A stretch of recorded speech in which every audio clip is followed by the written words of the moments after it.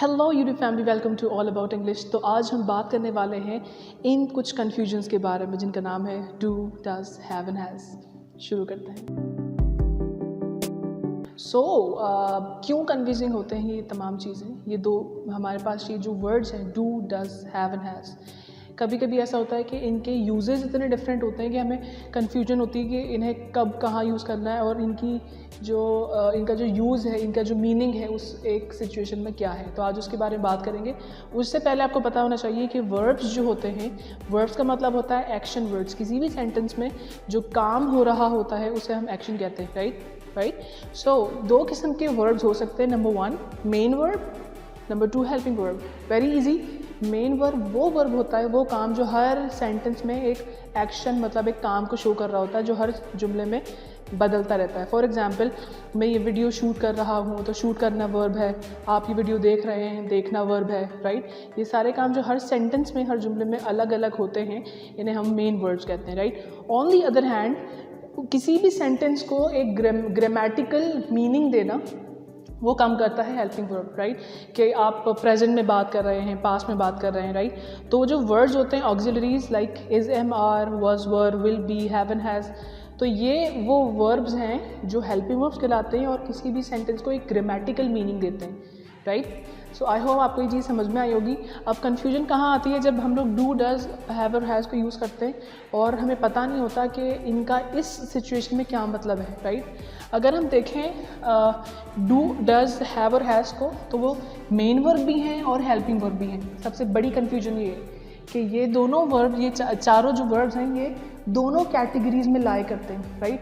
अगर आप एक नॉर्मल सा वर्ब देखें, जैसे ईट है, खाना, तो वो मेन वर्ब है, वो हेल्पिंग वर्ब नहीं है, राइट। और लाइक जितने भी वर्ब्स हैं वो या तो मेन वर्ब्स होंगे, right. On the other hand helping verbs तो आपको पता है लिमिटेड है।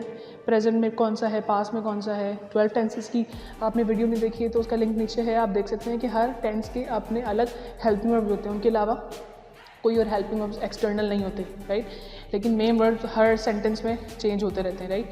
तो ये इनका कन्फ्यूजन आता है जब ये जो चारों हैं वो दोनों जगह पर इनका डिफरेंट यूज़ होता है। तो आज उसके बारे में बात करेंगे। अगर हम बात करें प्रेजेंट सिंपल की, सिंपल प्रेजेंट या प्रेजेंट इंडेफिनिट की, तो चलें कुछ सेंटेंसेस बनाते हैं। फॉर एग्जांपल, मैंने कहा कि आई हैव अ कार, राइट।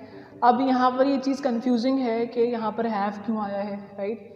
तो यहाँ पर जो हैव मौजूद है वो एक मेन वर्ब है, वो एक मेन वर्ब है, राइट। मेन वर्ब का मतलब है कि अगर मैं इसी सेंटेंस को नेगेटिव में लिखूँगा तो मैं इसका नेगेटिव बन जाएगा I do not have a car, right. Okay, this is simple, right. अब एक और सेंटेंस बनाते हैं। अगर आपको पता है कि जब हम सिंपल प्रेजेंट में third person singular verb use करते हैं, जैसे कि ही, शी और इट, तो वहाँ पर वर्ब में एस का इजाफा होता है, S, E, S, I, S, right. तो ये देखें क्या होता है। अब अगर यही जुमला मैं ही के साथ बनाता हूँ तो बन जाता है he has a car.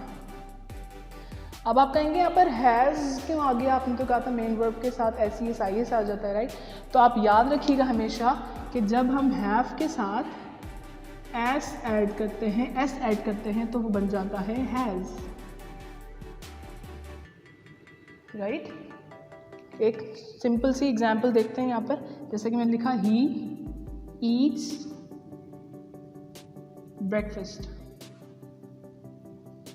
Okay. इस सेंटेंस का नेगेटिव क्या होगा? इस सेंटेंस का नेगेटिव होगा ही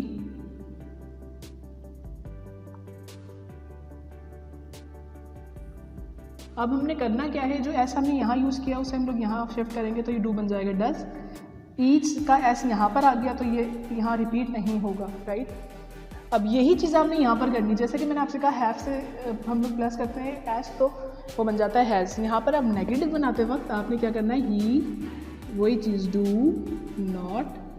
अब आपने क्या करना है, यहाँ पर एस को उठाकर एस के साथ लगाना है, डू बन जाएगा डज और हमारा हैव वापस आ जाएगा।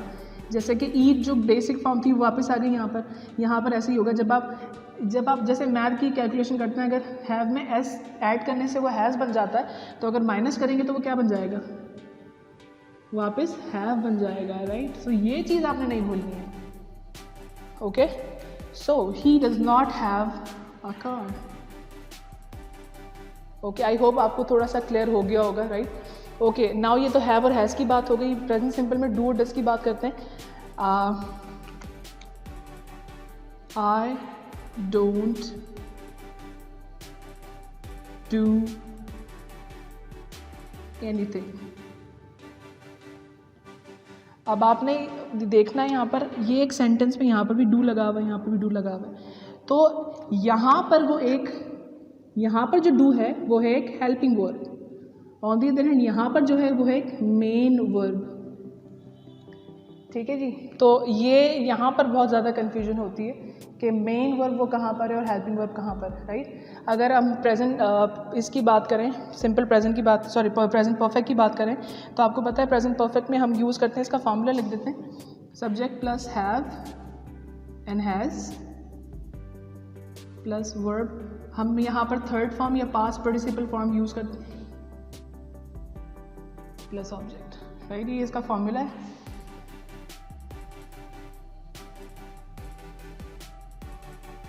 राइट, अब आपने करना क्या है, फॉर एग्जाम्पल मैंने कहा I have had my breakfast. अब now it is again confusing कि यहाँ पर हैव हमने यूज़ किया है और इसके बाद हैड यूज़ किया है। अगर इसका नेगेटिव बनाएंगे तो I have not had my breakfast. तो अगर आप यहाँ पर चेक करें तो यहाँ पर जो हैड यूज हुआ है एक्चुअली वो क्या है, वो है have third form, past participle form. जैसे हमने अभी यहाँ लिखा पास्ट पार्टिसिपल फॉर्म यूज करनी है आपने, तो आपने हैव यूज किया और इसका थर्ड फॉर्म यूज की, राइट। तो ये हैड जो है ये हैव की ही थर्ड फॉर्म है, लेकिन इस सेंटेंस में हैव जो है वो एक हेल्पिंग वर्ब है और हैड जो है वो एक मेन वर्ब है। यहाँ पर भी ऐसा ही है,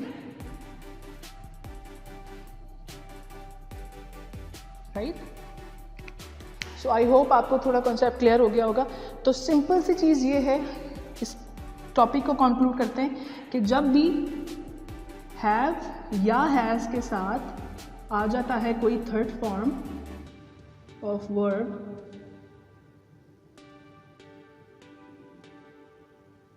तो ये होगा आपका प्रेजेंट परफेक्ट, राइट।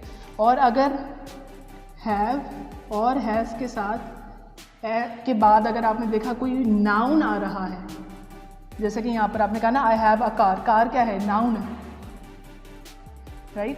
तो ये क्या बन जाएगा, ये होगा simple present. This is so easy, right. Okay, so this is it. आपने बस ये चीज़ चेक करनी है कि हैव और हैज़ के बाद क्या चीज़ आ रही है। अगर हैव और हैज़ के बाद आने वाला कोई वर्ब है थर्ड फॉर्म के साथ, तो वो प्रेजेंट परफेक्ट है। लेकिन अगर हैव और हैज़ के बाद आने वाला जो वर्ड है वो एक नाउन है, तो वो सिंपल प्रेजेंट है, राइट। जहाँ पर आप डू और डज यूज़ करेंगे। एक लास्ट चीज़ आपको और बताऊँ कि एक्चुअली डज कुछ भी नहीं होता। मेन जो है सिंपल प्रेजेंट का हेल्पिंग वर्ब है वो क्या होता है,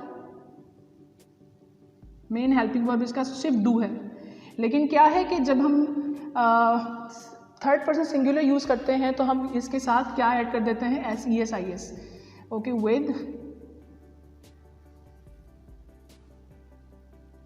S E S I E S, with he she it, या कोई भी नाम हो अगर जिसकी जगह आप as a pronoun he she या इट यूज़ करेंगे, तो उन सब के साथ S E S I S आ जाता है, जिसकी वजह से डू बन जाता है डज, ओके। एग्जाम्पल के I have a car, she has a car. I have a car का नेगेटिव होगा I don't have a car, she has a car का नेगेटिव होगा she does not have a car, right. I यहाँ पर था I don't do anything, इसका अगर मैं ही के साथ बनाऊंगा ही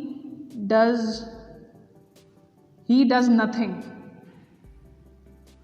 अब एक्चुअली यहाँ पर जो डू मैंने यूज़ किया और जो ई एस लगाया वो ये वाला है, ये जो है ये डज जो मैंने यूज़ किया ये एक मेन वर्ब है, क्योंकि मेन वर्ब सिंपल प्रेजेंट में पॉजिटिव सेंटेंसेस में हम डू डज यूज़ नहीं करते, नेगेटिव में यूज़ करते हैं, लेकिन हम main verb as a main verb अगर डू यूज़ कर रहे हैं तो उसे आप यहाँ पर यूज़ कर सकते हैं। ये मत समझिएगा कि यहाँ पर तो ये तो एक पॉजिटिव सेंटेंस है लेकिन यहाँ पर डज आ गया, तो एक्चुअली ये जो डू है, ये जो डज है वो डू ही है, लेकिन एज मेन वर्ब हमने इसे यहाँ पर यूज़ किया है, राइट।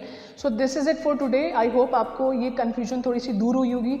अगर ये कन्फ्यूजन दूर नहीं हुई है तो वीडियो दोबारा से देखिए ताकि आपकी ये कन्फ्यूजन दूर हो, राइट। बहुत सारे स्टूडेंट्स, बहुत सारे इंग्लिश स्पीकर्स ये मिस्टेक्स करते हैं, right. So avoid these mistakes, ठीक है, ताकि आपकी फ्लुएंसी और आपकी जो अंडरस्टैंडिंग है वो ज़्यादा बेहतर हो। अगर आपको आज की वीडियो पसंद आई है तो don't forget to subscribe, give my video a big thumbs up and don't forget to share the video with your friends. Thank you.